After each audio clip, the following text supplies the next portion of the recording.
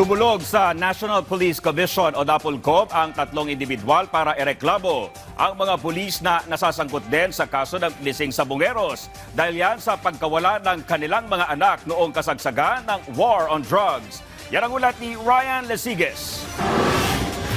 Panibagong kasong administratibo ang kinakaharap ngayon ng ilang pulis na isinasangkot sa kaso ng missing sabongeros. Ito matapos na magpasaklolo na rin sa NAPOLCOM ang tatlong individual na nawalan ng anak sa kasagsagan ng war on drugs ng dating administrasyon.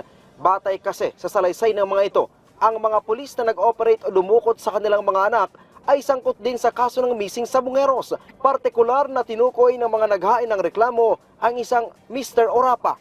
Ito po base lang po sa pre-op sa coordination ng PNP, no?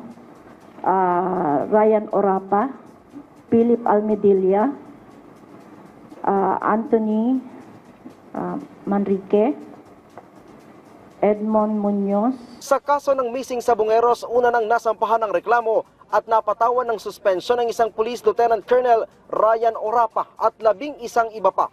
Kwento ni Elizabeth, March 24, 2021, nang dukutin ng kanyang anak na si Charles sa Las Piñas. Nalaman daw nila ang insidente matapos ma-review ang kuha ng CCTV. Isa pa sa lumapit sa NAPOLCOM si Milagros na nawalan din ng anak noong February 17, 2021. Ipinakita din nito ang CCTV footage ng umano'y pagdukot ng mga pulis sa kanyang anak. Actually, natatakot ako, pero syempre po, bilang nanay, kailangan ko pong malaman kung ano nangyari sa pagkawala ng anak ko. Si Guillermo naman, 2 anak ang nawala nung kasagsagan din ng war on drugs. February 17, 2021, nang dukutin daw ito sa Alfonso, Cavite kasabay sa isinagawang police operations. Nauna na daw na nagpasaklolo si Milagros, Elizabeth at Guillermo sa NBI, pero hindi daw umusad ang kaso, kung kaya't sa NAPOLCOM naman nila susubukan abutin ang hustisya. Malakas daw ang loob nila na makakamit ang hustisya lalo pat ang mga sinasabi nilang pulis na dumukot sa kanilang anak ay kapangalan ng mga pulis na sangkot sa missing sabongeros. Pagbibigay din nila, damay lang sa war on drugs ang kanilang mga anak. Handa din daw ang mga complainant na dumulog sa ICC kung kinakailangan.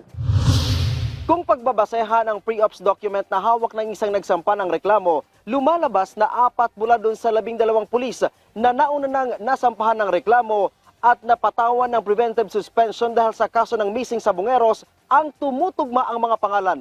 Dahil dito, panibagong kasong administratibo ang kakaharapin ng mga ito. Malungkot kasi patong-patong pala yung mga kaso ng mga ibang nai-involve. Kung siguro kung nalaliman yung investigasyon noon o pinagtuunan ng pansin, baka iba yung pinag-uusapan natin ngayon. Makikipag-ugnayan din daw ang NAPOLCOM sa NBI upang alamin kung bakit hindi umusad ang isinampang criminal case laban sa naturang mga pulis. Mula dito sa Campo Crame, Ryan Lesiges para sa Pambansang TV sa Bagong Pilipinas.